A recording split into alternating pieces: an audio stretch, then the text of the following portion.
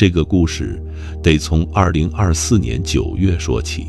那一个月，澳大利亚莫纳什大学的一位叫安迪·汤金斯的教授带着他的2个同事干了一件特别枯燥的事。他们把全世界已经发现的形成于4.66亿年前的21个大型陨石坑全部拿出来，用板块复原模型一个个倒推回它们最初被撞击时的位置。你要知道，地球的板块是会动的。今天你在澳大利亚发现的陨石坑，4亿多年前可能在赤道另一边。所以汤金斯团队用的方法是借助一套叫古板块复原的软件，把地球的大陆倒带回4.66亿年前的位置，然后看这些陨石坑当时到底分布在哪。结果出来的那一刻，汤金斯自己都愣住了。21个陨石坑全部，注意是全部，都集中在当时古赤道两侧30度以内的区域。你可能觉得这没什么了不起的，赤道附近嘛，正常。但问题是，地球上适合保存陨石坑的陆地有70%分布在赤道30度以外的区域。也就是说，如果陨石是随机砸下来的，那大部分坑应该在赤道外面才对。可现实是，21个坑全在赤道附近，一个都没跑出去。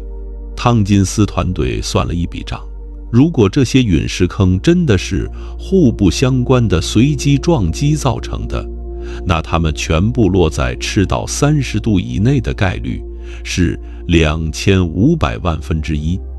2500万分之一是什么概念？你连续抛21次硬币，每次都是正面朝上，概率都比这个高。或者说，你买彩票中头奖的概率大约是几千万分之一，跟这个差不多。你想想，一个人一辈子能中一次头奖，就已经是祖坟冒青烟了。而汤金斯发现的那21个陨石坑，相当于地球中了21次头奖。只不过这彩票的奖金是一场灾难。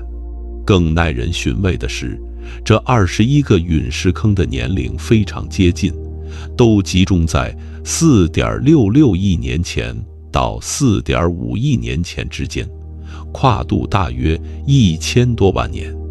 正常的随机撞击不可能在这么短的时间内集中出现，除非这些陨石的来源是同一个母体，而且它们已经在地球轨道上待了一阵子了。那问题就来了，什么力量能让陨石只往赤道附近砸？答案只有一个，这些陨石不是从外太空随机飞来的，它们就在地球身边绕着地球转。它们来自一条环绕地球赤道的碎片带，一条地球的星环。你肯定见过土星的星环，那东西漂亮的不像话，在望远镜里像一顶冰晶做的帽子。但地球的星环跟土星的完全不一样。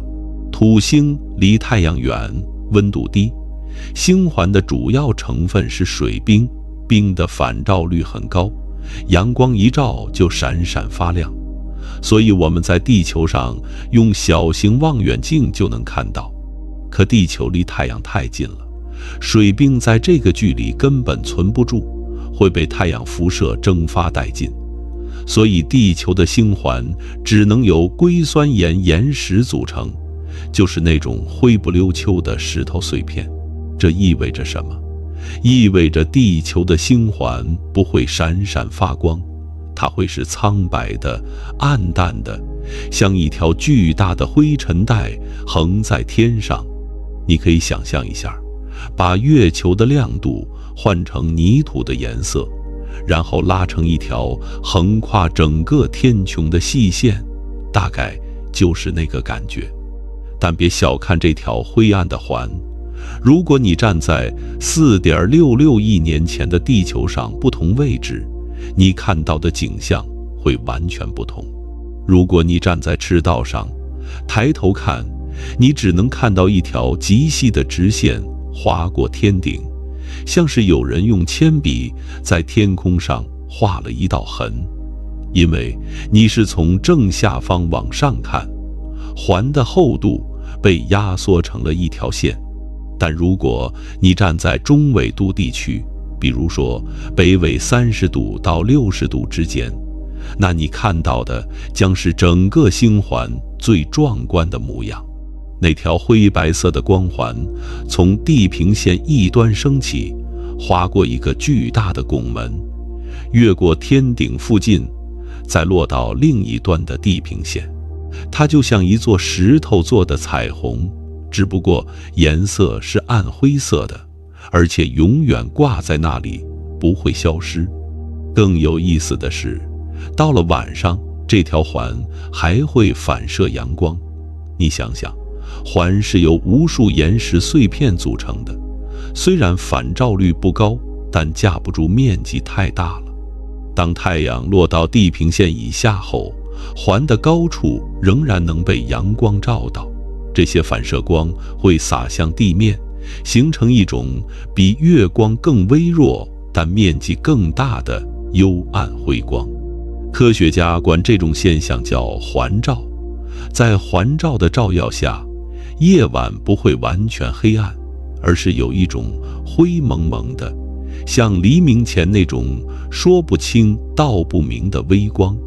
而且这条环的亮度不是均匀的，碎片密集的地方会亮一些，碎片稀疏的地方会暗一些，中间还有黑色的空隙，那是月球引力共振划出来的缝隙。所以你看到的不是一条平滑的光带，而是一条明暗相间的条纹，像是一条被反复折叠过的丝绸，上面布满了皱褶和裂隙。这种明暗交错的效果比土星环要明显得多，因为地球星环的碎片更大，更不均匀，碎石块之间的碰撞还在持续产生新的缝隙。如果你站在两极地区，那就抱歉了，你几乎什么都看不到。星环在赤道面上，从极点看过去，环几乎完全被地平线遮挡，你只能在地平线边缘看到一丝若有若无的目光，像是远方有什么东西在发光，但你说不清是什么。说真的，这大概是我能想到的最浪漫的地质学了。一道灰暗的石头环，在不同纬度呈现完全不同的面貌。在赤道是一条线，在中纬度是一座拱门，在极地是一缕目光。它存在了4000万年，见证了无数物种的诞生和死亡，然后它自己也死了。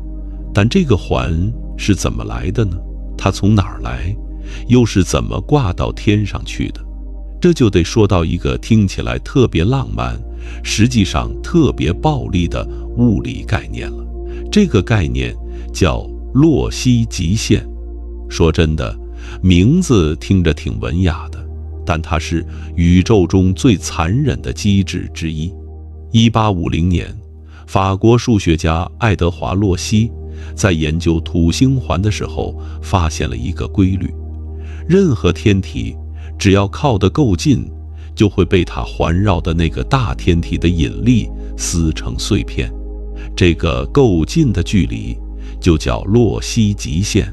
原理其实不复杂，你想象一下，一颗小行星朝地球飞过来，地球的引力对这颗小行星的近端和远端施加的力是不一样的，近端被拉得更厉害。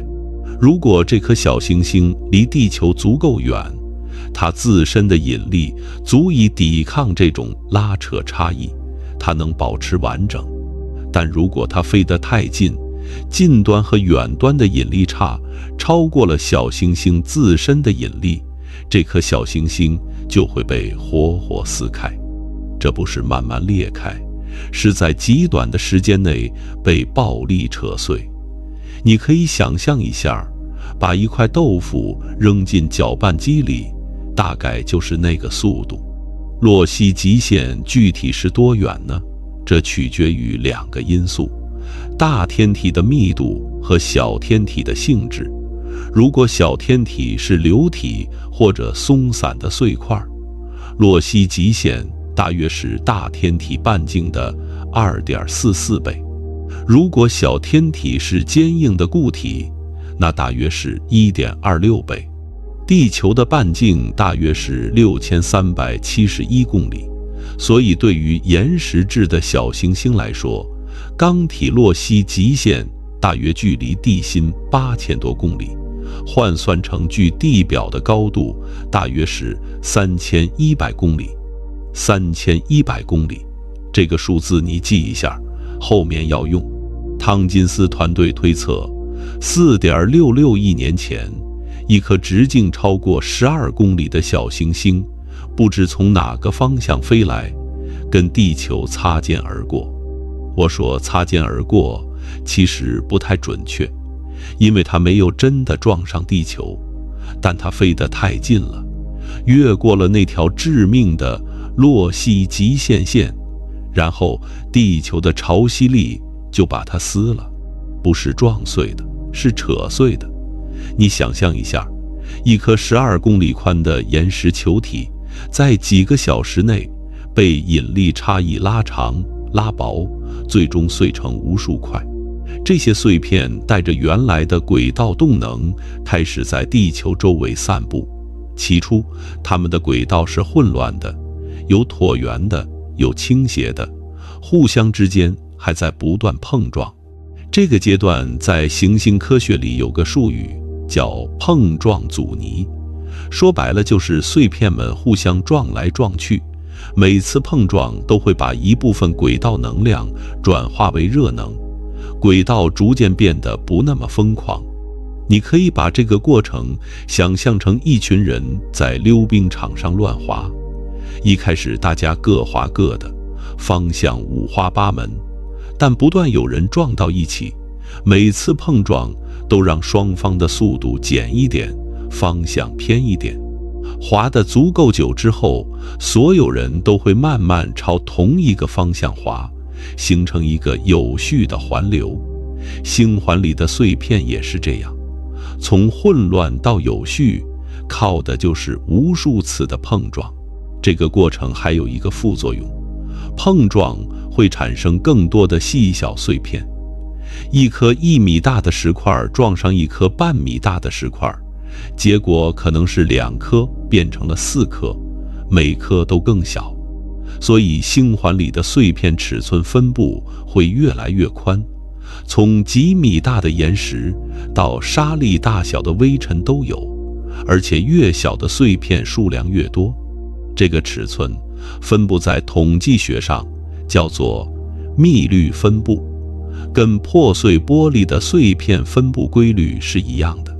但光靠碰撞阻尼还不够把碎片拍平到赤道面上，真正把这条环熨平的是地球自身的一个小秘密。地球不是完美的球体，因为地球在自转，赤道处会微微隆起，这个隆起叫做赤道隆起。你别小看这个隆起，它虽然只有几十公里，但它产生的引力微小偏差，足以在漫长的时间里把所有环内碎片的轨道倾角一点一点地拉向赤道面。这个过程很慢，可能需要几万年甚至几十万年，但放在宇宙尺度上，这不过是眨眼的事。最终所有碎片都被拍平了，形成了一条环绕地球赤道的岩石碎片带，这就是地球的星环。这条环有多宽？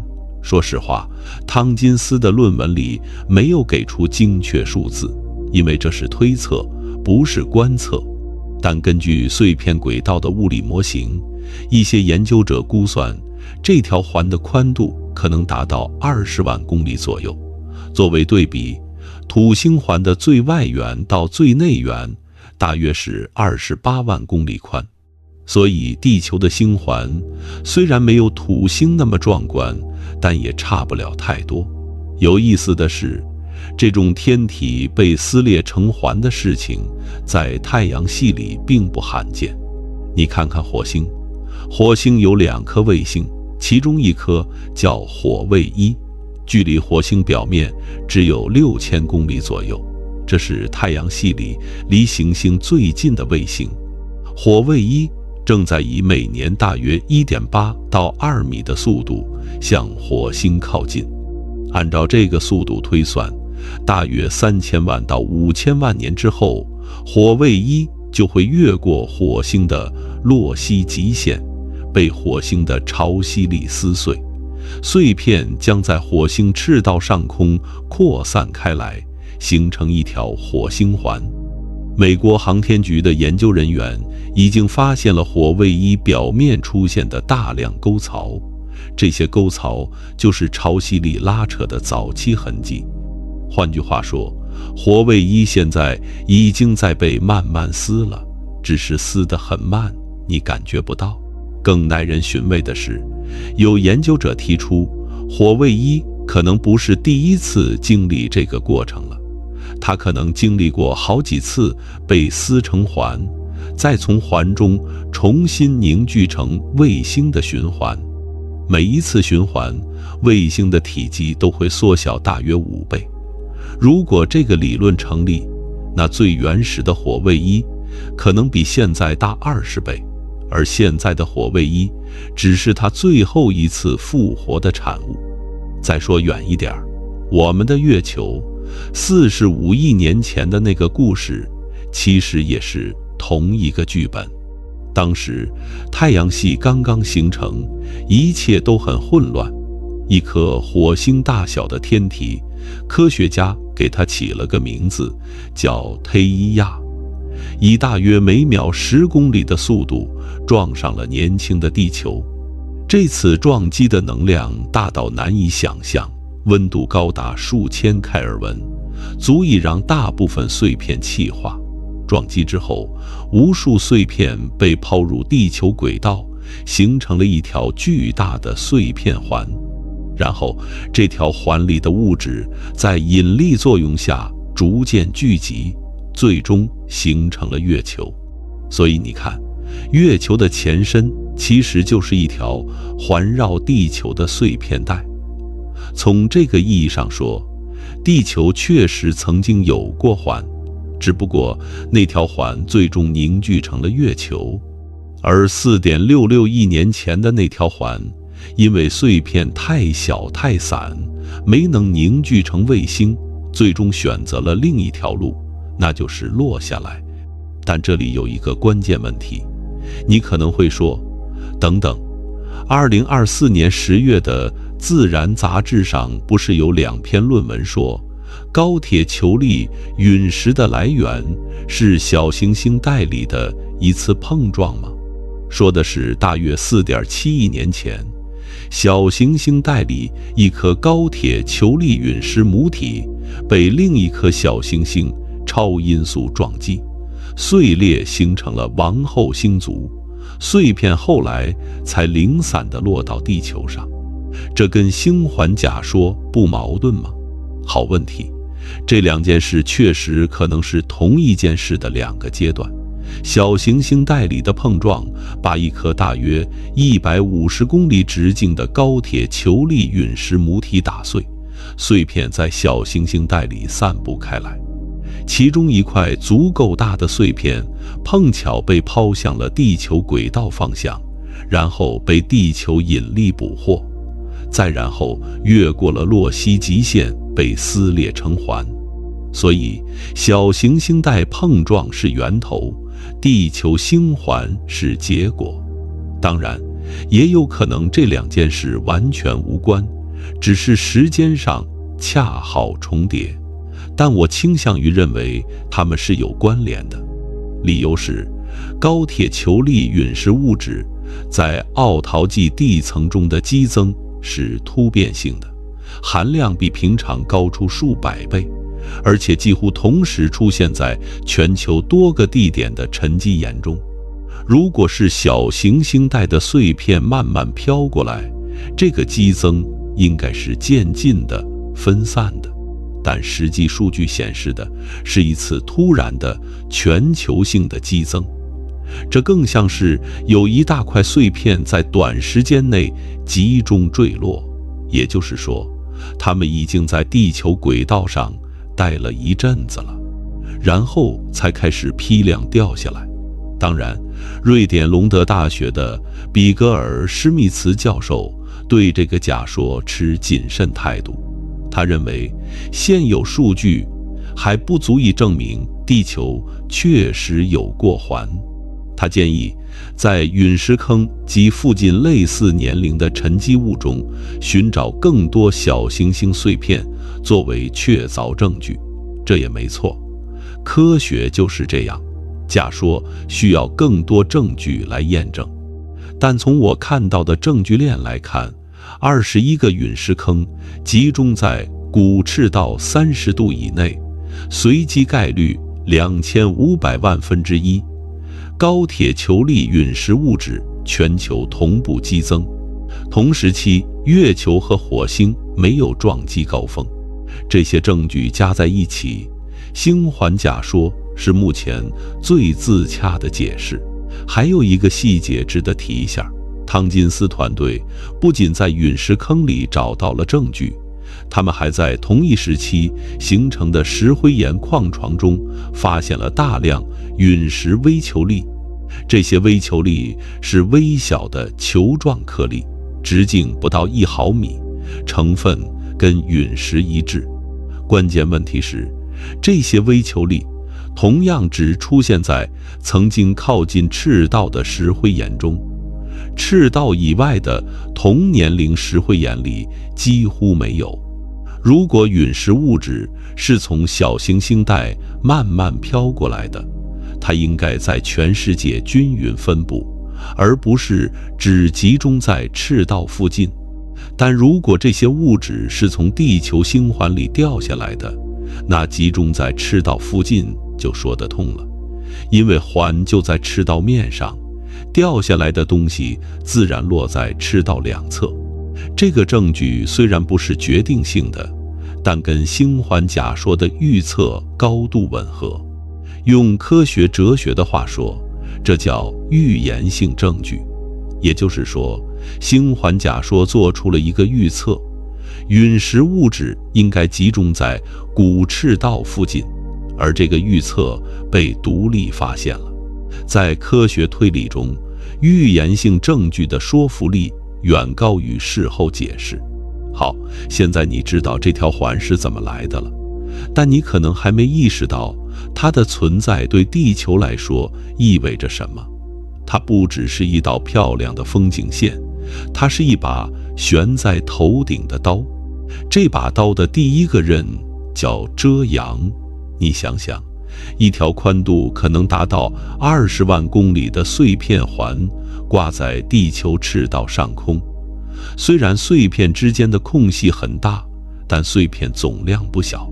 这些碎片会遮挡一部分太阳光，让地表接收到的日照量下降。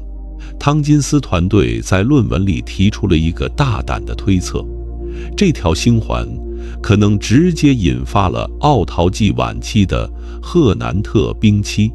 赫南特冰期是什么概念？它是地球过去5亿年来最冷的一段时期。在这之前，奥陶纪的大部分时间气候温暖，热带海洋温度比现在还高几度。但从大约4.45亿年前开始，全球温度急剧下降。根据万族动物团簇同位素数据，热带海洋温度在极短时间内下降了将近5度。5度听起来不多，但你想想，现在全球变暖才升高了1度多一点，整个人类社会就急成这样了。5度的降幅足以让冈瓦纳大陆上长出厚厚的冰盖，让两极的冰川扩张到低纬度地区，让全球海平面大幅下降。而海平面下降对海洋生物来说就是灭顶之灾。奥陶纪的海洋生物大多生活在浅海大陆架上，海平面一降，这些浅海栖息地就暴露了。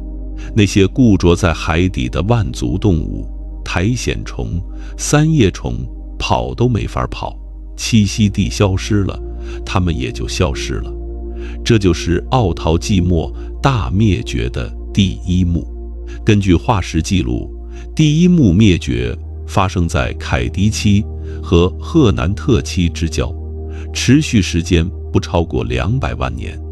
在大约250万年里，85%的海洋生物物种彻底告别了地球。这是显生宙以来第2大规模的生物灭绝事件，仅次于二叠纪末那场差点把地球生物全灭了的浩劫。但赫南特冰期的成因一直是个谜。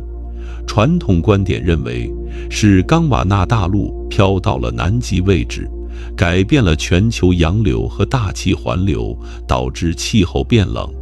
但这个解释有一个问题，大陆漂移是缓慢的，不可能在短得多的时间尺度上引发急剧降温，一定有什么突发事件触发了这个冰期的开关。有人说是火山活动，有人说是真核藻类的大爆发，消耗了大气中的二氧化碳。2018年，哈佛大学的一个研究团队在《自然地学》上发表论文，他们找到了远古海洋叶绿素的生物标志化合物卟啉。通过对单体氮同位素的定量分析，发现海洋真核藻类的扩张确实可能触发了冰期。但即便如此，藻类扩张也需要一个触发因素。星环假说提供了一个全新的可能性：如果一条遮阳的岩石环突然出现在地球赤道上空，哪怕只遮挡了几% 的太阳光，在地质时间尺度上也可能成为压垮骆驼的那根稻草。你把它想象成一层薄薄的遮阳纱，它不需要完全遮住太阳，只需要让地球接收的热量减少一点点，打破了原来的热量平衡，冰川就开始生长。而冰川一旦开始生长，白色的冰面会反射更多阳光，进一步加剧降温，形成正反馈循环。这个过程一旦启动，就很难停下来。不过这里有一个微妙之处，地球的星环在赤道面上，理论上它主要遮蔽的是赤道附近的阳光，两极受到的影响应该较小。但气候系统不是这么简单算的。赤道是地球最大的热量输入区，全球大气环流和洋流系统都是靠赤道和两极的温度差驱动的。赤道稍微冷一点儿，温度梯度就变了，季风系统就乱了，洋流模式就偏了，全球气候都会跟着重新洗牌。你可以把它想象成一台精密的恒温空调，有人把感温器挪了一下位置，虽然只是几厘米的偏差，但整个系统的响应逻辑全变了。说真的，这就是宇宙级别的蝴蝶效应。一颗小行星飞得太近了，被撕成了碎片，碎片形成了一条环，环遮了一点阳光，阳光少了导致冰川生长，冰川生长导致海平面下降，海平面下降导致浅海生物灭绝。从一个天体物理事件到一场全球性的生物大灭绝，中间的因果链条就这么一环扣一环的连上了。但这还不是全部，星环的第二个人更直接更暴力。还记得那21个陨石坑吗？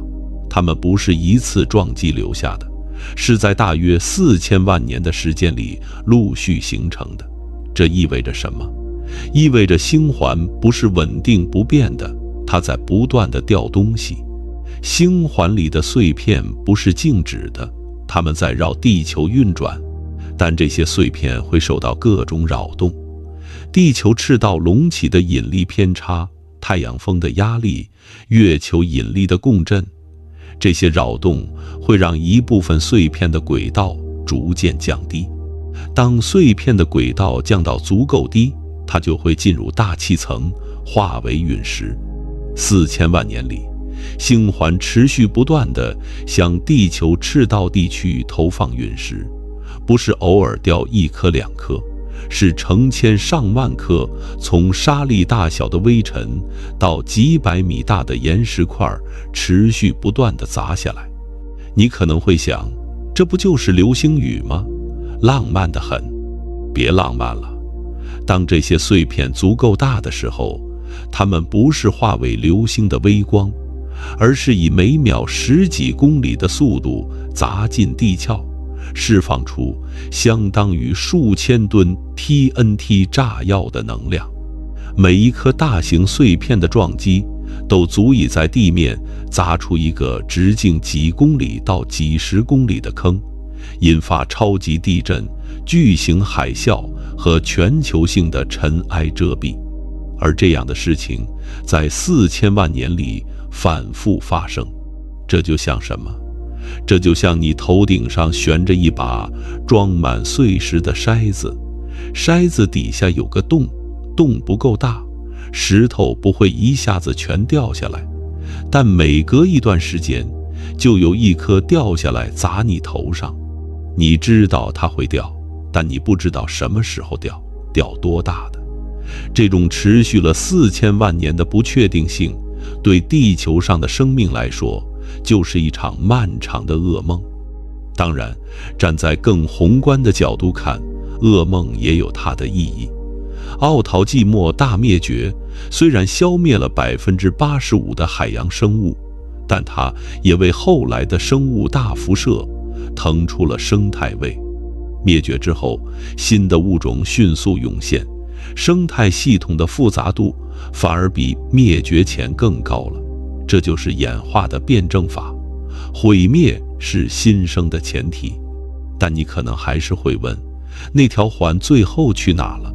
它为什么没有永远挂在地球头顶？答案很简单，它掉完了。任何行星环都不是永恒的，土星环也不是。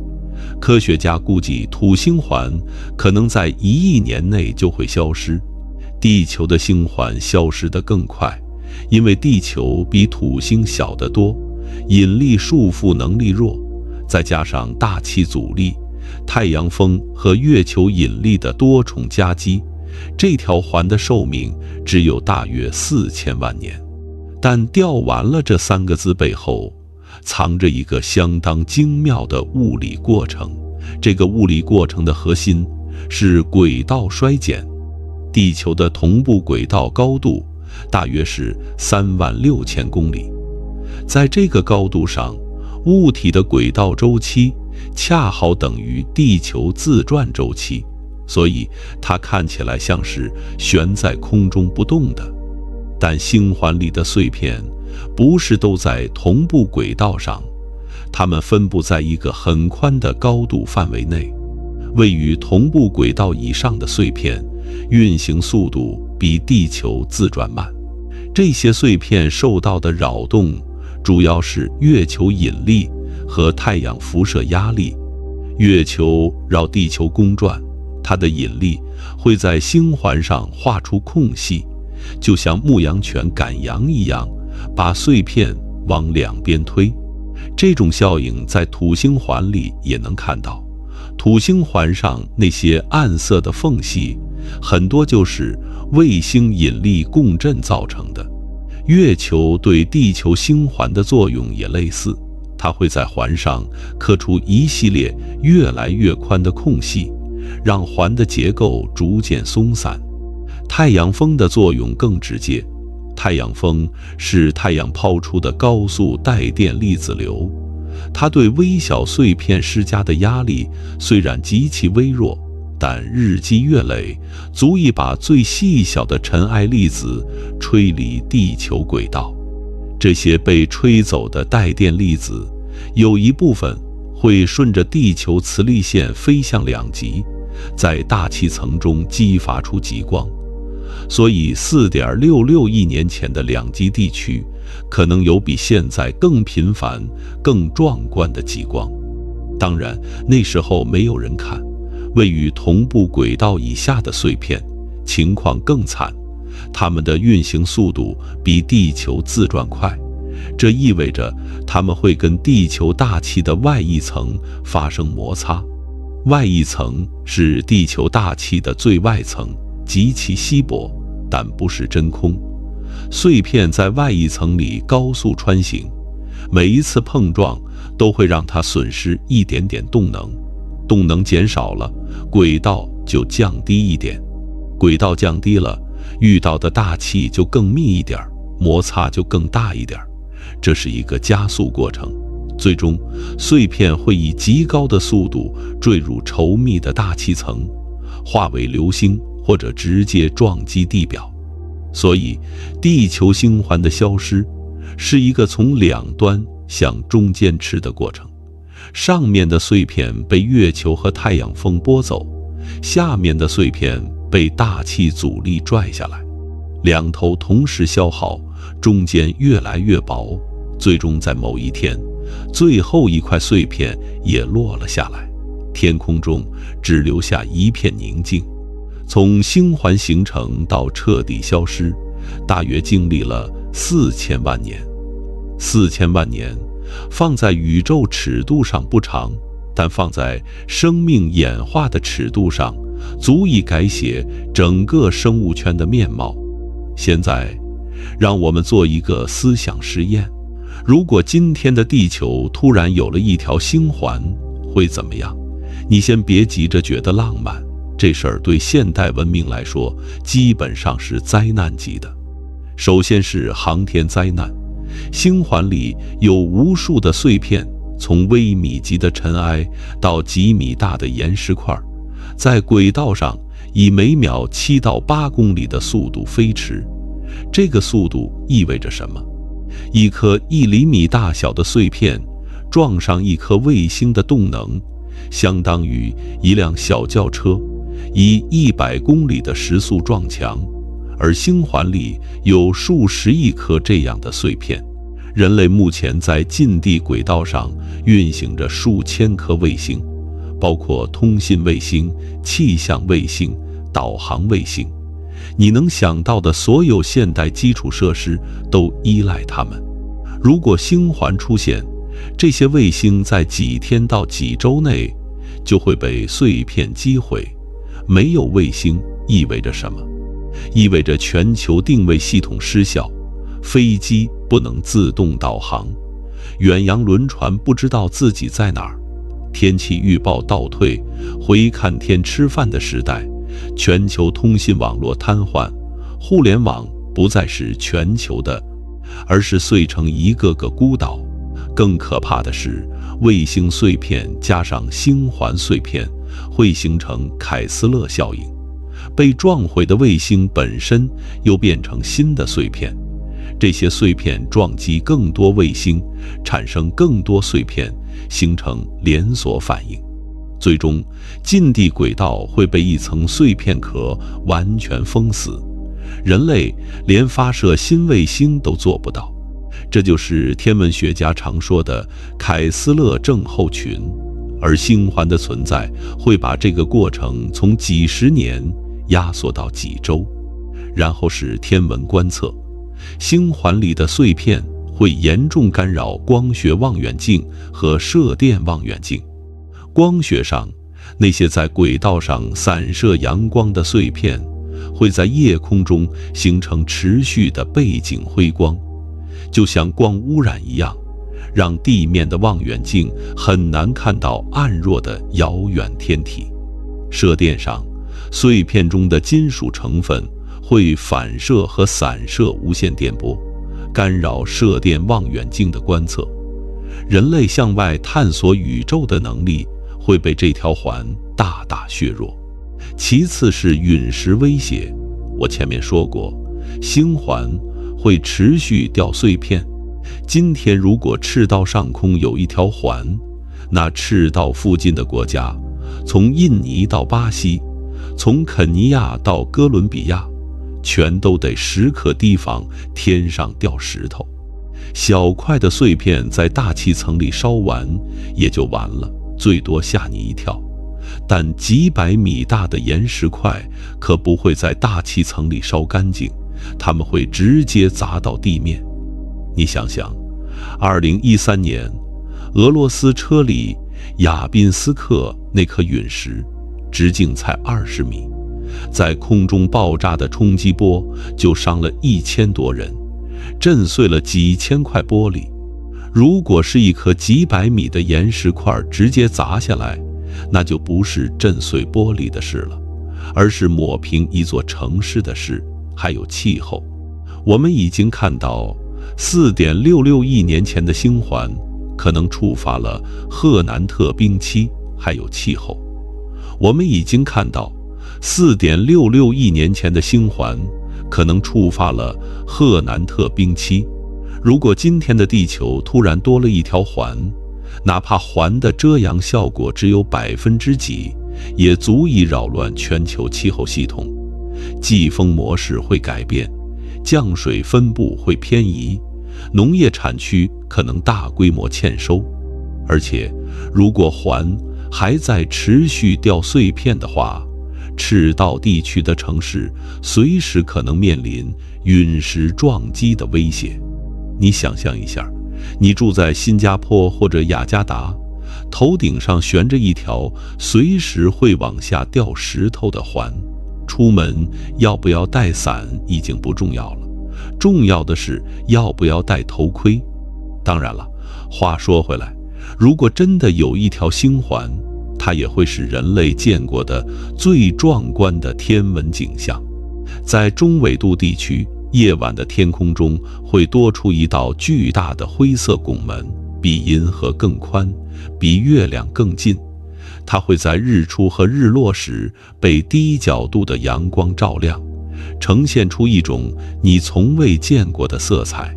摄影师会疯掉，诗人们会写一辈子的诗，网红们会在环下自拍打卡，但这些都建立在它不掉石头的前提下，而它一定会掉石头。所以你看，星环这个东西，远看是风景，近看是灾难。4.66亿年前的那条环，见证了一个时代的辉煌和灭亡，然后它自己也消失了，连个遗迹都没留下。不对，它留下了遗迹，那21个陨石坑就是它的墓碑。说真的，我有时候会想，4.66亿年前那些生活在奥陶纪前海里的三叶虫，有没有抬头看过天上的那条环？他们大概看不懂那是什么，但他们一定感受到了那条环带来的变化。海水变冷了，栖息地缩小了，天空变得越来越暗了。然后，一颗巨大的碎片划过天空，带着比太阳还亮的光芒坠入远方的海洋，掀起的海啸横扫半个大陆。那一刻，如果三叶虫会思考，它大概会想：天上到底怎么了？天上什么也没怎么，只是宇宙在做它一直在做的事，用引力和时间把一切秩序打碎，再重新拼合。科学模型显示，地球未来仍有可能再次形成星环，不需要什么特殊情况，只需要一颗足够大的小行星，恰好在合适的轨道上与地球相遇。当然，这个概率极低，低到以1年为单位都未必发生一次。但宇宙有的是时间， 1亿年对宇宙来说不过是弹指一挥。我们这一代人大概率看不到地球再长出一条环了，但科学探索的魅力就在这里，它能让我们跨越亿万年的时空，在脑海中描绘出那些我们永远无法亲眼目睹，却依然震撼人心的宇宙奇迹。4.66亿年前，地球曾经有过一道灰暗的岩石星环，它存在了4000万年，遮蔽了阳光，引发了冰河时代，砸下了无数陨石，见证了85%的海洋生物走向灭绝。然后它自己也化为尘埃，落入大地，归于沉寂。今天我们只能从21个散落在赤道附近的陨石坑里，从古老石灰岩中那些不属于地球的矿物质里，读到它曾经存在过的证据。这道环的故事告诉我们，宇宙没有什么东西是永恒的，卫星会被撕碎变成环，环会落下来变成陨石，陨石会改变气候，气候会灭绝生命，生命会在废墟上重新绽放。这是一场没有终点的循环，而人类只是这个循环中恰好醒着的那一小段。下次你抬头看夜空的时候，不妨想象一下，如果天上多了一条灰色的光环，你会是什么感觉？是恐惧？是敬畏？还是纯粹的惊叹？不管你选哪个，那道环都曾经真实存在过。它不是科幻，不是幻想，是4.66亿年前发生在我们这颗星球上的真实。晚安。